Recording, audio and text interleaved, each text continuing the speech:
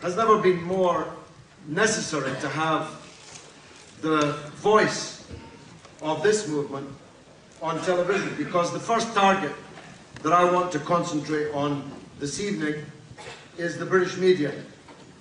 The BBC, which we called the Bush and Blair Corporation during the run-up to the Iraq War, has become the English language arm of the Israeli Defense Force during this invasion.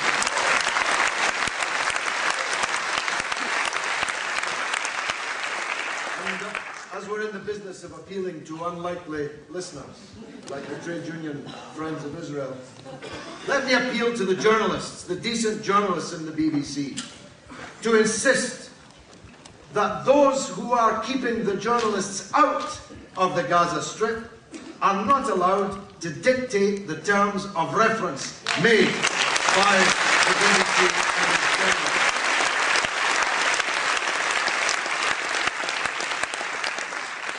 Israel is not targeting Hamas militants in Gaza. How can a warship barking its lead and fire onto a beach and beyond be said to be targeting anything? How could a tank, which were first used in the First World War and whose essential armament has not changed, it raises its barrel and it fires. How could an artillery piece, equally using essentially the same targeting as it did a century or more ago, be said to be targeting anything? And how can anybody be said to be targeting when more than 300 women and children have been killed so far in this murderous bombardment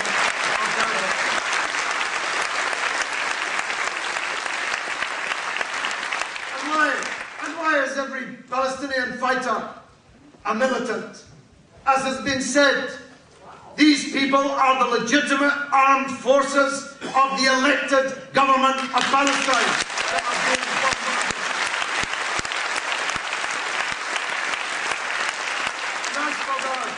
And as for their tunnels, well, they wouldn't need tunnels if they were receiving right off the assembly lines of the arms manufacturers of the United States and Great Britain, the latest armory to muzzle people with.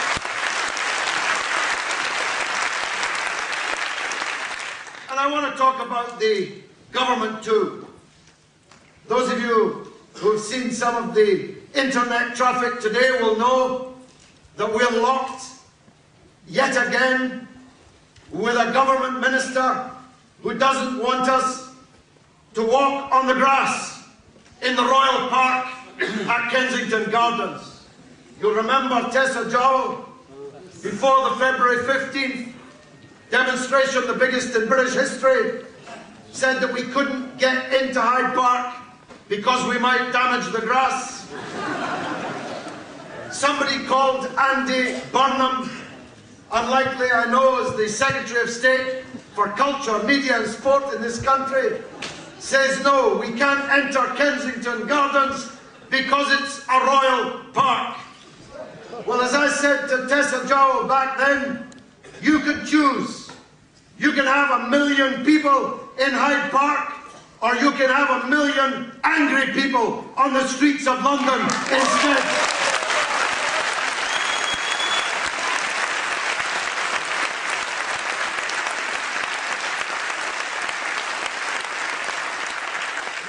I don't believe the British government understands the terrifying risks that it is running with the policy that it is pursuing. You've heard me say here before, they're always looking for some Muslim cleric to ban, some Muslim organization to proscribe, some hapless imam to blame for the radicalization of Muslim youth. How radical do you think Muslims in Britain are feeling after 2 whole weeks of watching this slaughter in Palestine?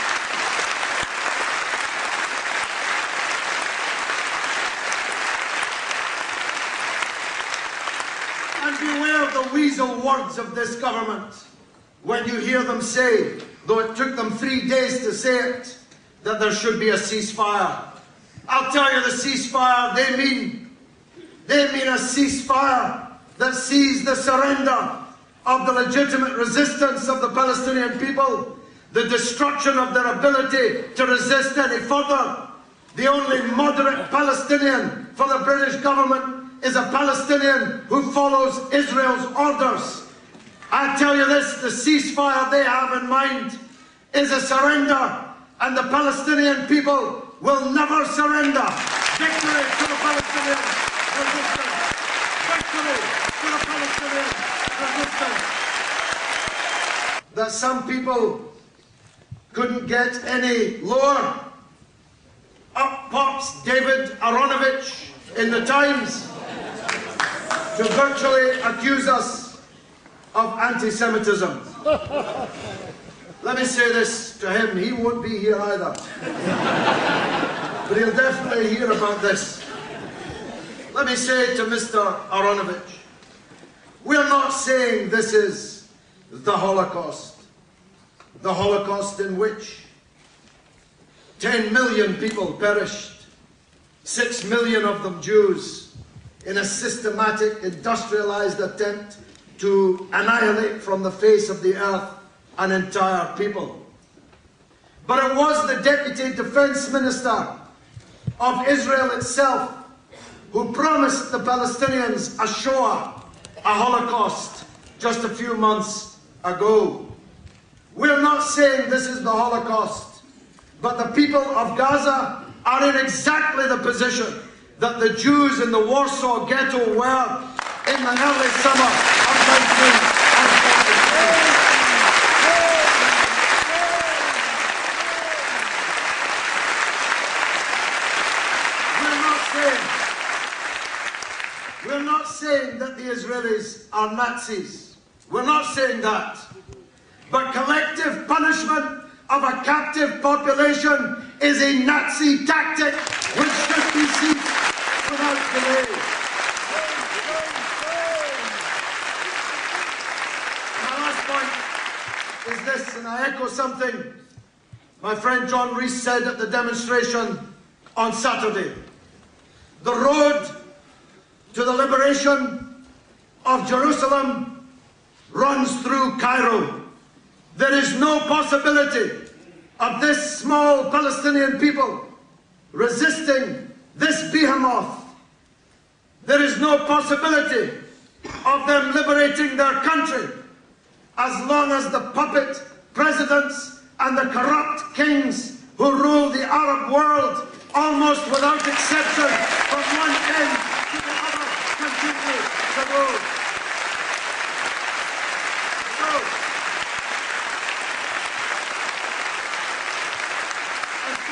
Now, again, what I said on Saturday.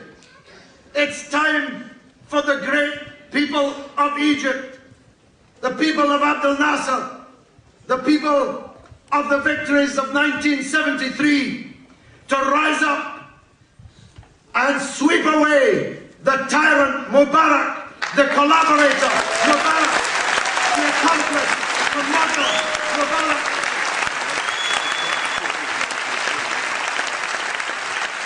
The great name of Egypt is being dragged through the mud by this 99.9% of the vote dictator, and it's time, for everyone's sake, that the tyrant must fall. Lastly, I'll be there on Saturday. So must you. This has the feel of a surging movement of people of all kinds in this country. It can be a rebirth following our defeat in 2003. We have to help these Palestinians who have been abandoned by virtually everyone else.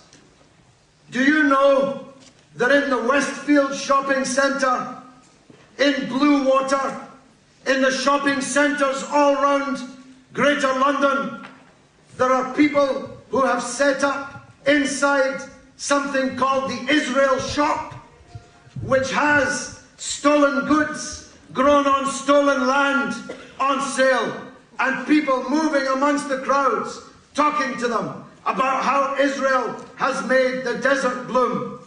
We have to march, yes, but we have to target Israeli products in every shop that's selling them and wipe this fur out of our retail sector.